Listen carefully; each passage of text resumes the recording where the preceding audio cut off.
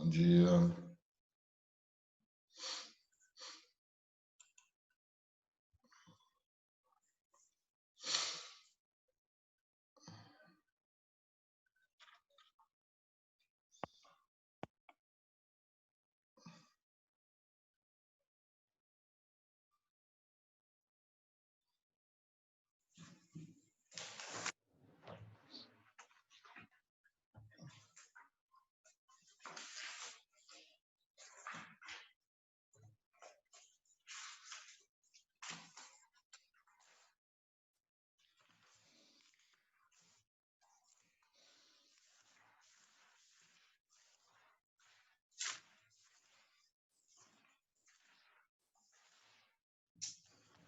Marquinhos. E aí, pessoal. Bom dia. A gente combinou mais cedo hoje, né?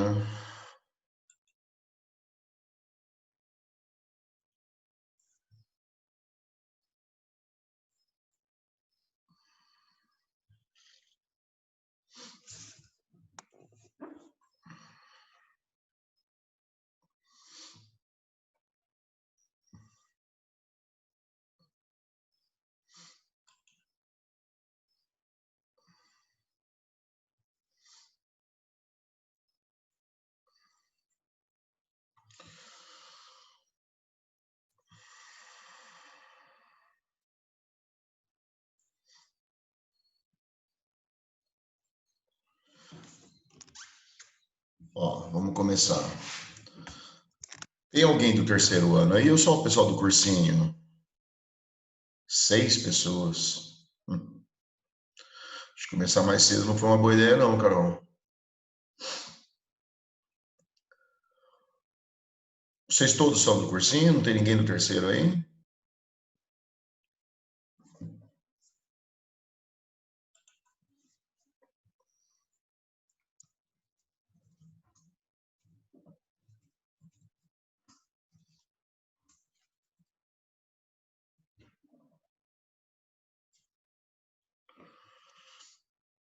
Eu não sabia, descobri que tem terceiro ano essa semana aqui na sala. Achei que era só cursinho. Ninguém me avisou. Bom, beleza. Então vamos lá, galera. A semana passada nós terminamos Guerra dos 100 Anos, né? Acho que sim, né? Eu notei que não sei onde que eu pus.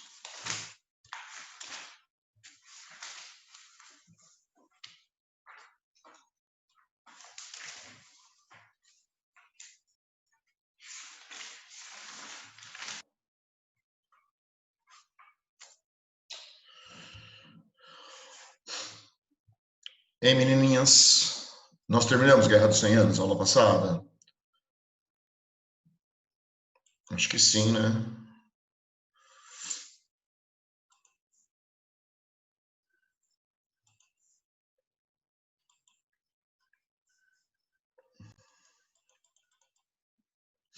Nós chegamos até...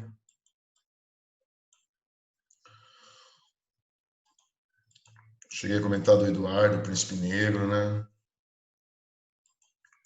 Falamos das dinastias inglesas que a gente vai retomar depois. Guerra das Duas Rosas para falar dos Tudors, 1485. Acho que foi nessa sala que eu terminei. Terminamos, né, Samanta? Terminamos, Carol.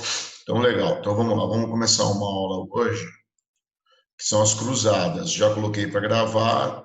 Então, né, conforme combinado, a gente está começando a aula 10 para as 8, terminando 10 minutinhos antes, para poder fazer a gravação da aula para vocês, tá? Não deu tempo de eu mandar aqui o roteiro, porque eu tive que fazer uns acertos em 2 roteiros aqui antes da aula hoje. Acabei ficando sem tempo, mas depois eu envio para vocês, tá? Então vamos lá, Cruzadas Orientais.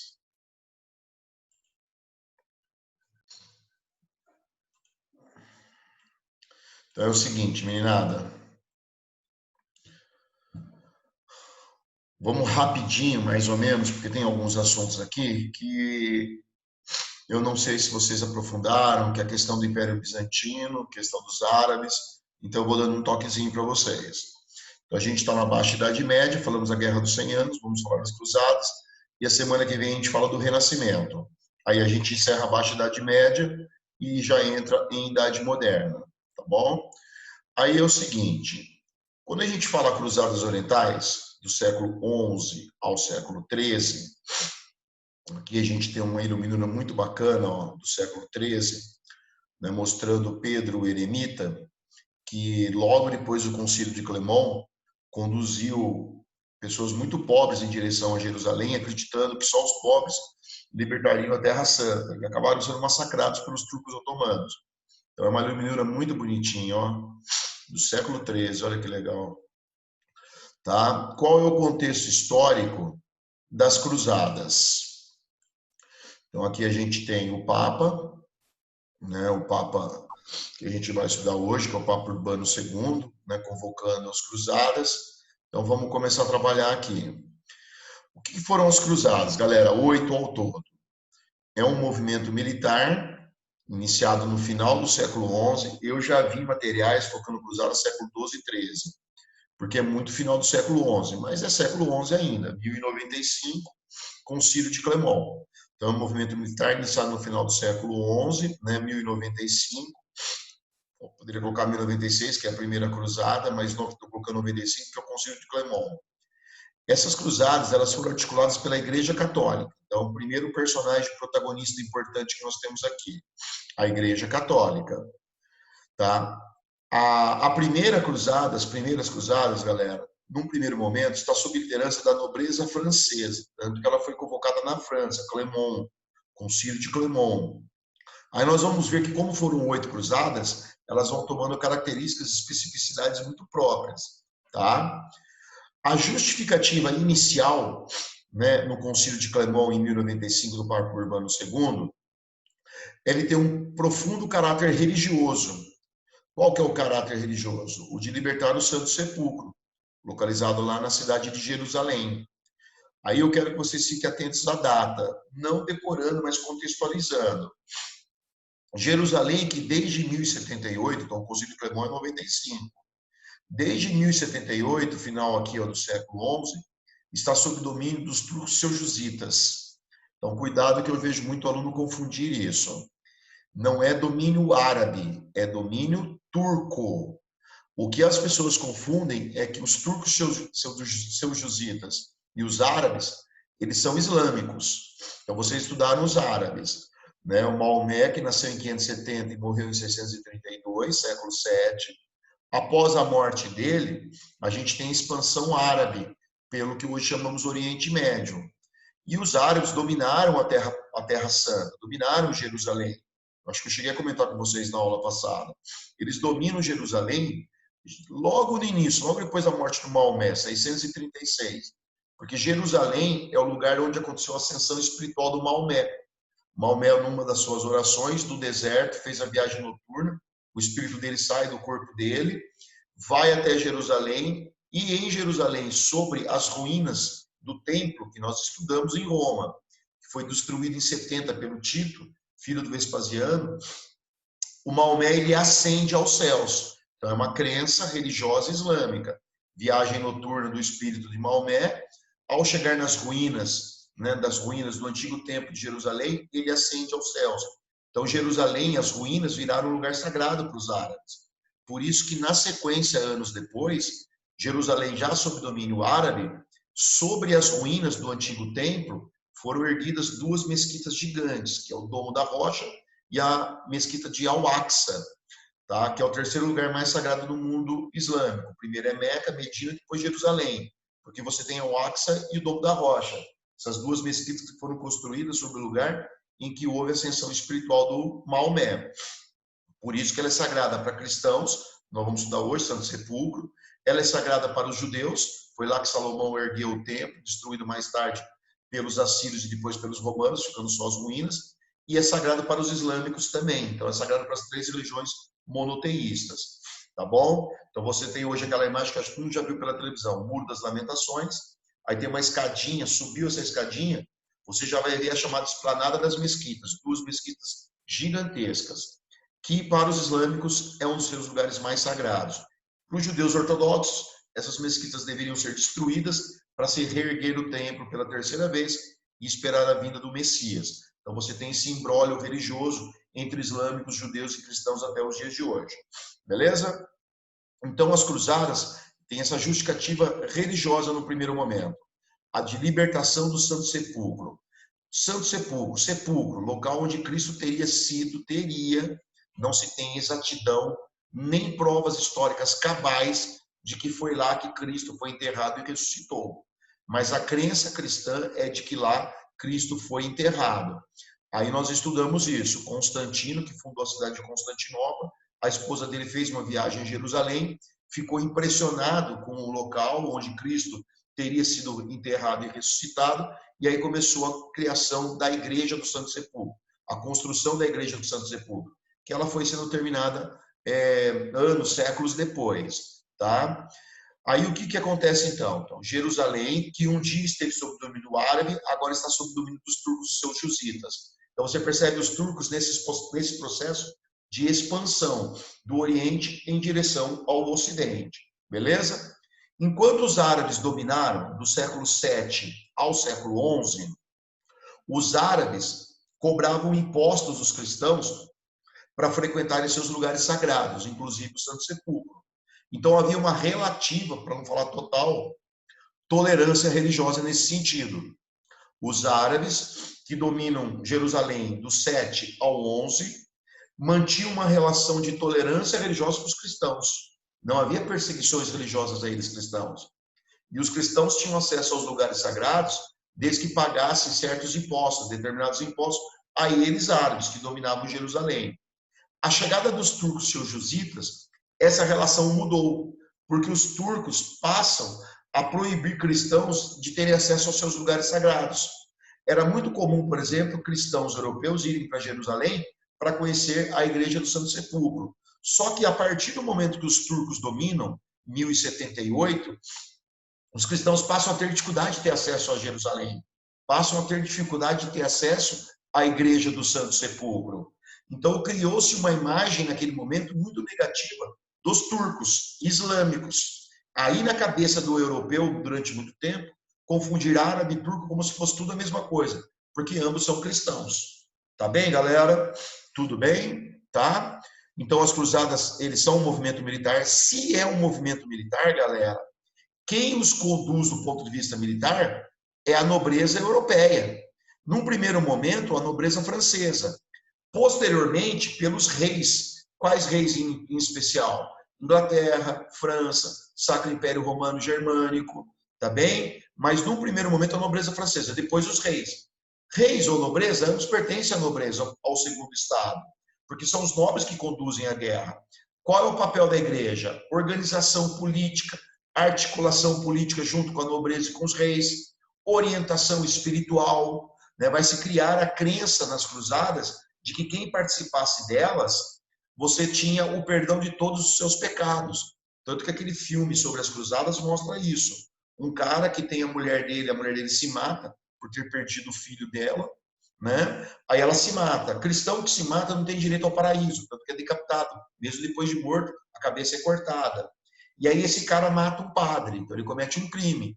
Aí ele vai para as cruzadas para se libertar do seu pecado. É filme, é ficção, né, que trabalhou esse lado que muitos cruzados acreditavam na redenção, na questão espiritual. Ir para Jerusalém, lutar contra os hereges islâmicos turcos, né, era naquele momento encontrar a salvação eterna, o paraíso após a morte.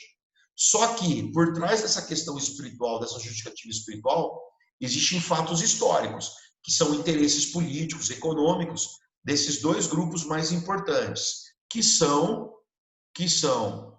os nobres, os reis e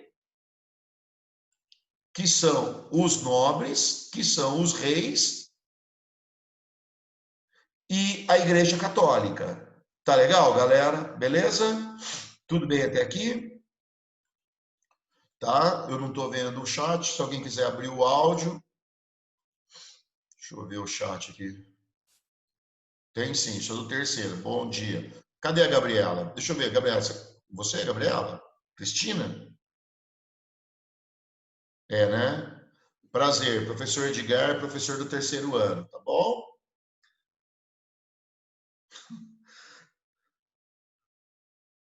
Você sabe, eu não sabia. Eu achei que era tudo cursinho. Ninguém chegou para mim e falou sobre isso, mas enfim, beleza. Tá? Prazer, professor Edgar, alunos do terceiro, chamar pelo nome, né? Ser didático, preparar as provas, marcar matéria, tá bom?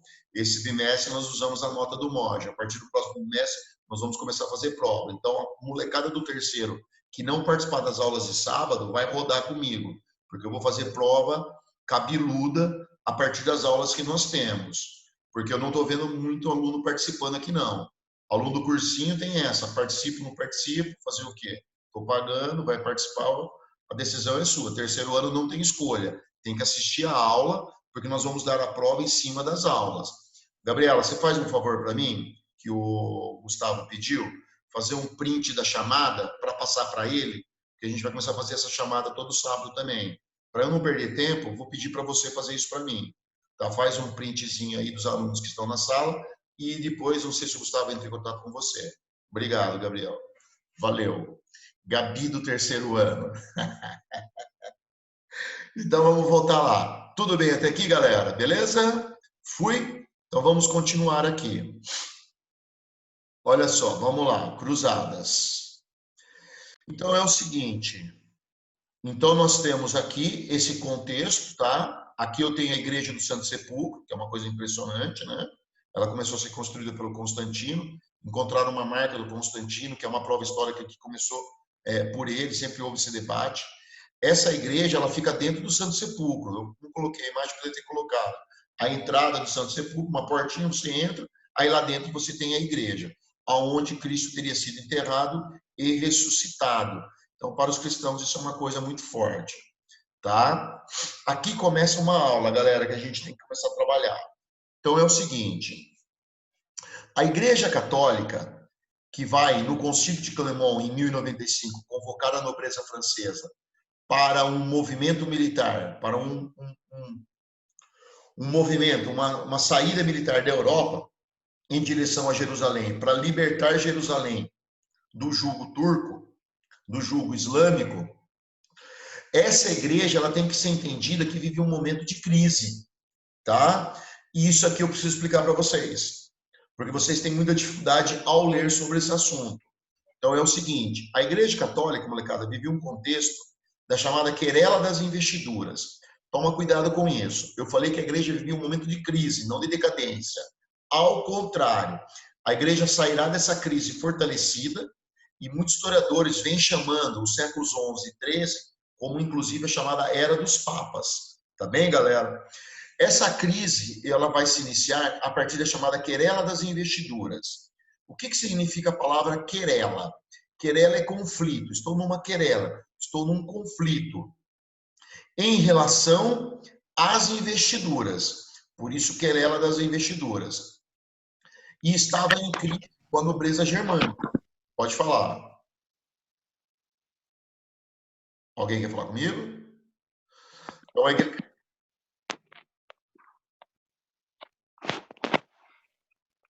Ó, tem alguém com áudio, se quiser falar, pode falar, senão fecha o áudio.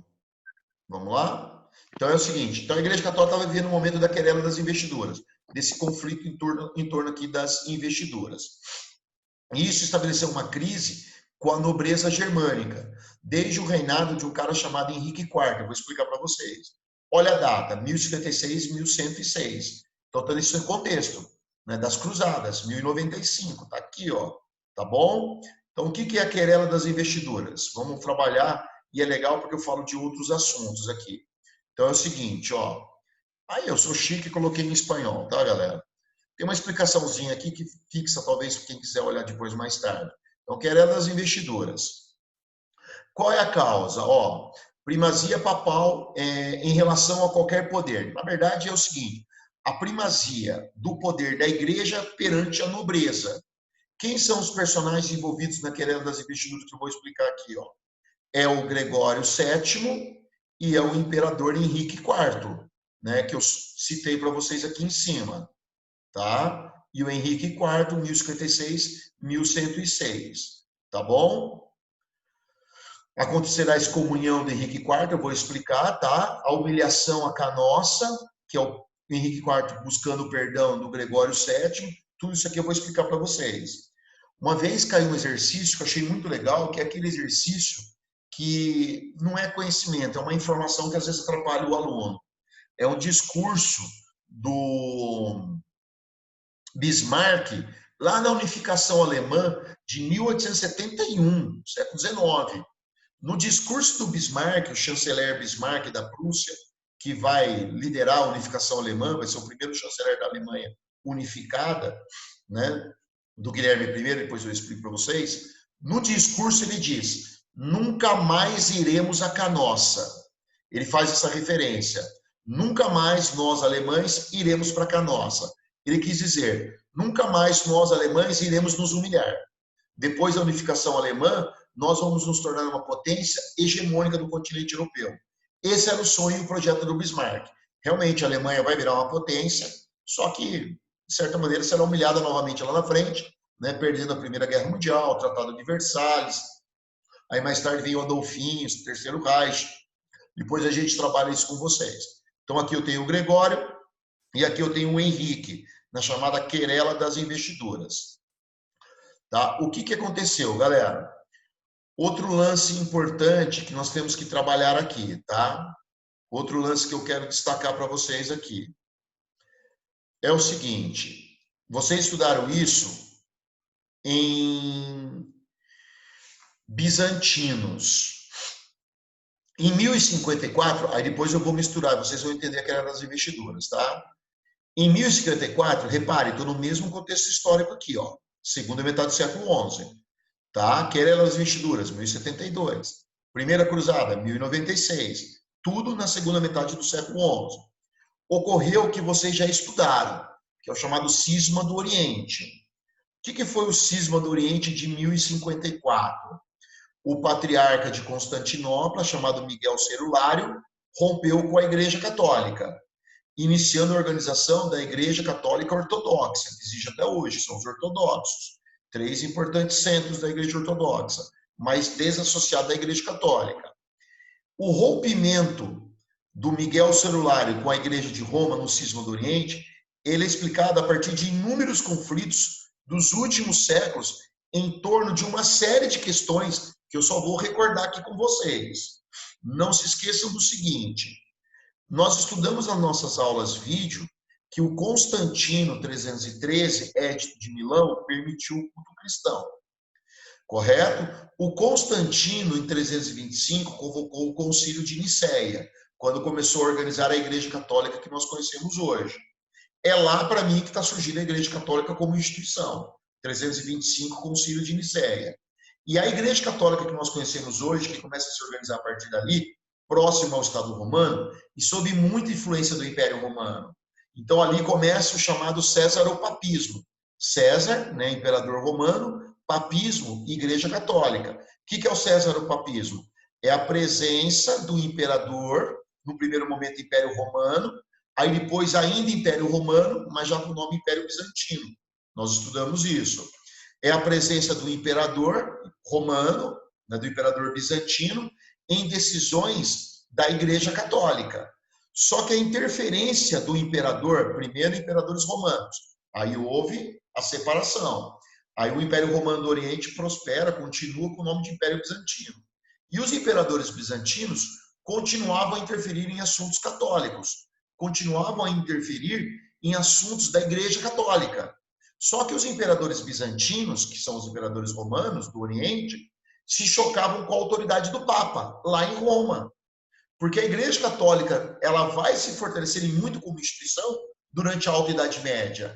Então, nós temos em Roma o Papa, a Igreja Católica, que pretende ter uma influência sobre todo o mundo cristão, mas dentro do Império Bizantino, a autoridade do Papa se choca com a autoridade do Imperador Bizantino. Em muitos assuntos, eles se bicam. Em muitos assuntos, eles entram em conflito. Porque dentro do Império Bizantino, quem manda sou eu, o Imperador Bizantino. E eu quero determinar questões para a Igreja Católica. Correto? Eu, talvez, Imperador Bizantino, não consiga interferir lá em Roma, mas aqui dentro quem manda sou eu. Só que os papas diziam o seguinte: imperador bizantino, você manda no Império Bizantino, não na religião católica cristã. Quem manda somos nós, igreja. Então eles entravam em choque. Então o César o papismo, que começou com Constantino, mas é muito forte no Império Bizantino. E durante o Império Bizantino, os poderosos imperadores bizantinos, querendo interferir em assuntos católicos, se chocavam com a autoridade do Papa. Então, vários choques ocorreram. E aí, vocês estudaram ali, entre esses vários choques, a questão do movimento iconoclasta, a questão do movimento iconoclasta. O que foi o movimento iconoclasta? Só para recordar, os destruidores de imagem ganharam muita força no século 7, 8, 9. Eles entravam nas igrejas e jogavam as imagens janela fora. É muito comum aparecer o termo defenestrar. Imagens eram defenestradas, jogadas pela janela, né? Porque os iconoclastas não cultuavam imagens. Eles eram contrários ao culto das imagens, que na Igreja Católica é muito forte. Então, os iconoclastas, ao destruir imagens, eles se chocam com a autoridade do Papa. Só que no Império Bizantino, os iconoclastas têm uma liberdade, porque muitas vezes eles aproveitavam do conflito entre o imperador bizantino e a própria Igreja Católica. O que você estudou ao longo do tempo? Era muito comum os imperadores bizantinos, ao invés de desestimularem o conflito com a autoridade do Papa, eles estimulavam para fortalecer a própria autoridade deles junto a assuntos religiosos da Igreja Católica, lá no Império Bizantino. Beleza, galera? Tivemos a questão também do monofisismo, do arianismo, do nestorianismo. Esses movimentos aqui, ó, ficaram conhecidos como movimentos heréticos. O que é o monofisismo? Eles acreditavam que Cristo tinha uma única origem, a divina. Porque para a Igreja Católica, a Igreja Apostólica Romana, eles acreditam na Santíssima Trindade, Pai, Filho e Espírito Santo. Cristo é a união de tudo isso. Ele é o Pai, é o Filho e é o Espírito Santo. Para os monofisistas, não. Cristo já é divino, já era uma figura divina. Você tem o arianismo, liderado ali pelo bispo Ário de Alexandria, né, que inclusive até os dias de hoje é um centro importante, vai ser um centro importante dos ortodoxos. Tá? No arianismo, eu acredito que Cristo ele era humano convertido na situação de Deus, na situação do Pai. Né? Então, ele é uma figura homem e depois convertido à figura divina. Já o nestorianismo de Nestor, eu acredito que Cristo tem apenas a origem humana. Então, seja no monofisismo, no arianismo, no nestorianismo, eles discutem a origem de Cristo. Se Cristo é divino, se Cristo era homem convertido a Deus, Deus assim, uma figura divina, ou se Cristo era uma figura humana, se sofreu como homem, apesar de ser filho de Deus. De uma maneira ou de outra, monofisistas, arianistas e nestorianistas questionam a Santíssima Trindade. Eram movimentos heréticos, que para a Igreja Católica deveriam ser combatidos e anulados. Mas como esses movimentos ocorriam no Império Bizantino, e a Igreja tinha uma limitação de ação, porque precisavam que o imperador bizantino agisse, então eles não conseguiam combater. Ao contrário, os imperadores bizantinos estimulavam esses movimentos heréticos como forma de atentar à própria autoridade da Igreja Católica. Beleza, galera? Tá? O Justiniano, que é o imperador mais importante do Império Bizantino, a Teodósia, a mulher dele, ela era arianista, ela defendia o arianismo. Beleza? Então, o que está acontecendo no Império Bizantino? Você tem movimentos heréticos que não são combatidos pelo Império Bizantino, são inclusive muitas vezes estimulados, e o choque da autoridade do imperador bizantino querendo interferir em assuntos religiosos com a autoridade da Igreja Católica. Então, na verdade, a tensão entre Igreja e Império Bizantino é muito antiga, galera. Ela não é recente, ela é muito antiga. Tá? Não é apenas uma questão do século XI, é uma questão que antecede os séculos anteriores. E é uma disputa de poder entre a autoridade do imperador bizantino sobre assuntos religiosos e ela, a Igreja Católica, querendo ela só ser a grande autoridade no mundo cristão. Beleza?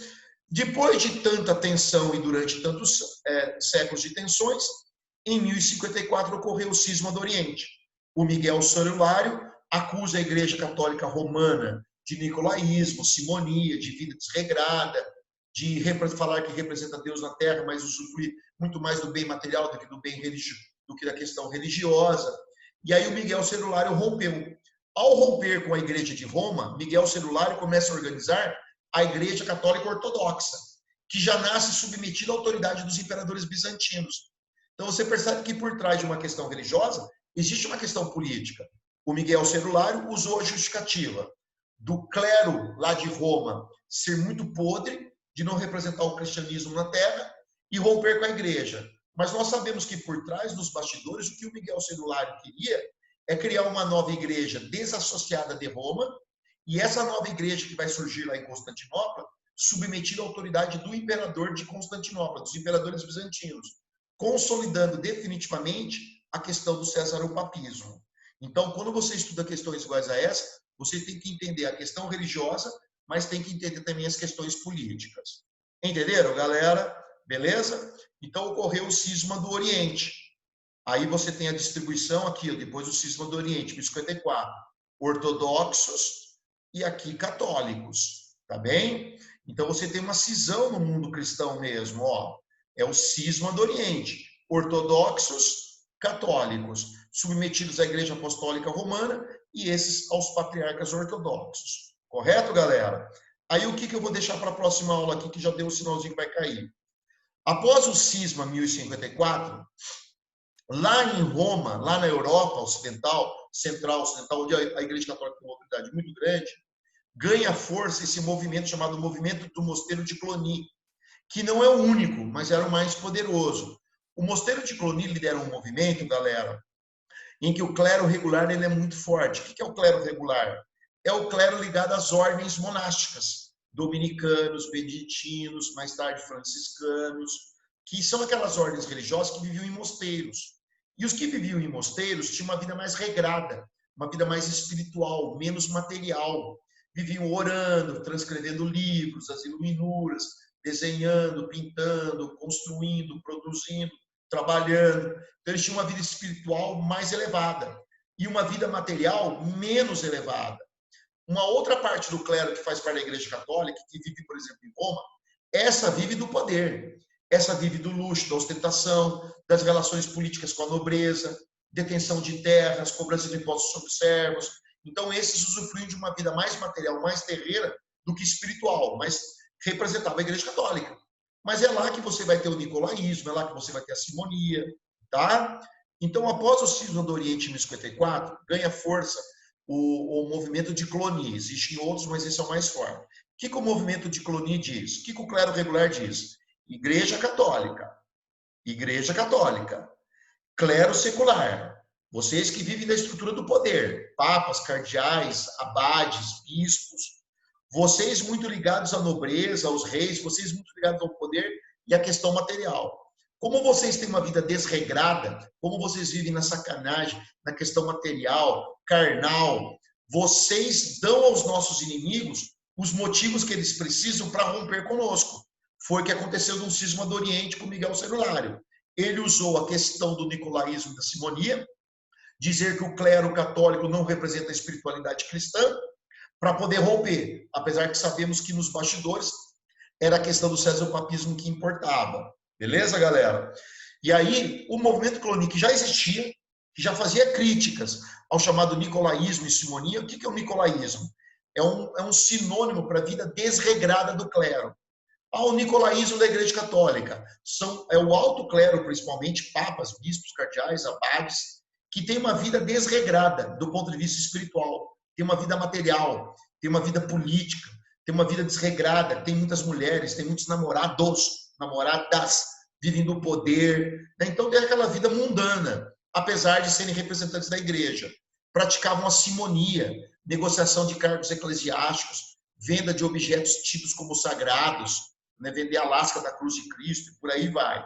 Então, o nicolaísmo e a simonia, ela prejudica a Igreja Católica, é o que hoje se fala da Igreja. A pedofilia muito forte dentro da Igreja Católica, ela prejudica a instituição Igreja Católica com os próprios católicos, que passam a desacreditar na Igreja.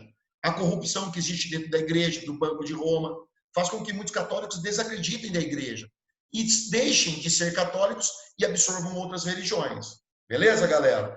Então é o seguinte, aconteceu o cisma, rompeu, aí o mosteiro de Cluny e outros mosteiros ganharam moral. Tá vendo? Eu não falei que o que vocês estão fazendo prejudica a instituição? está dando moral para os nossos inimigos, inclusive para romper conosco. E aí o principal líder do mosteiro de Cluny chama-se Hildebrando. Ele ganhou tanta moral que ele conseguiu, inclusive, se eleger papa. É o Papa Gregório VII, de 73 a 85. E aí o Gregório, vindo do mosteiro de Cluny, crítico a essa vida desregrada do clero da Igreja Católica, ele inicia uma série de reformas. Na verdade, reformas já vinham sendo feitas. Ele vai implementá-las. E é em cima disso que você vai entender a querela das investiduras. É em cima disso que você vai entender a tensão entre a Igreja Católica e o Sacro Império Romano Germânico. Tá bem, galera? Conseguiram entender? Os 11 participantes da aula. Tô sem moral, hein, galera? Meia dúzia de gato pingado, mas o importante é assim, eu dou bola para quem está na aula e está prestando atenção. Quem não está participando, o que eu posso fazer? Ô, Gabriela, você tirou o printzinho da aula? Beleza? O resto da galera deu para sacar até aqui? Então, estou explicando um contexto importante para vocês, tá bem? Estamos falando do cisma do Oriente, que vocês já estudaram, lá em Império Bizantino, mas eu dei um toquezinho. Nós vamos falar da querela das investiduras, que vai confrontar a Igreja e Sacro Império, e aí você entende por que em 1095 o Urbano está convocando as cruzadas. Para você entender as cruzadas do ponto de vista político e econômico, e não apenas com a justificativa espiritual de libertação do Santo Sepulcro. Tudo bem, galera? Tá? Fechou? Vamos voltar então. Se despencar a aula, eu volto depois, tá bom? 10 para as 8, vai até 8h30, tem 5 minutinhos. Vamos voltar lá, bater um papinho. Então, vamos lá. E o que eu vou explicar na próxima aula? Aconteceu o cisma, o mosteiro de Cluny ganha força, na verdade, o clero regular ganha força, né, porque ela já criticava a vida desregrada do clero, já criticava o nicolaísmo e a simonia, né, para tentar diminuir isso, para diminuir as críticas à igreja e desarmar os seus inimigos. O líder é o Hildebrando, que acaba se elegendo o Papa Gregório VII. Aí nós vamos estudar que esse Gregório ele vai iniciar uma série de reformas internas, visando fortalecer o clero católico. E aqui que eu quero que vocês destaquem. As reformas do Gregório é para tentar afastar a influência externa da nobreza europeia em relação à igreja. Segundo o mosteiro de Cluny, todas aquelas pessoas próximas a ele, o Hildebrando, o próprio Gregório, é o seguinte: temos que diminuir a influência da nobreza, dos nobres, dos imperadores, dos príncipes sobre a Igreja Católica. Temos que nos fortalecer como instituição. Temos que lavar roupa suja aqui dentro e evitar influências externas. Temos que nos fortalecer como instituição. É aí que eu vou explicar para vocês, né, as várias reformas que já vinham sendo feitas, tá? Mas a partir do Papa Gregório VII, ao desenho dele, isso se fortalece. Tá bom, galera? Aí eu explico a partir disso daqui, ó. A questão do poder espiritual, secular, temporal, as reformas feitas pela igreja, até chegarmos no Concílio de Clermont, tá? Até chegarmos no Urbano II, convocando as cruzadas. Fechou, galera? Beleza? Difícil? Não? Sim, difícil, maravilha, então. Beleza, Carol, Bruninha, tranquilo. Tá? Aí a gente chega em cruzadas, as cruzadas eu explico rapidinho o que elas foram, e aí semana que vem a gente entra com renascimento. E vou fazer uma listinha de exercícios. Vamos fazer exercícios, tá bom? Então a gente já volta, galera. Vou pôr já para gravar, já está gravando, né? Tá? Aí eu preciso ver como é que eu pego esse linkzinho da gravação para jogar lá no YouTube para vocês.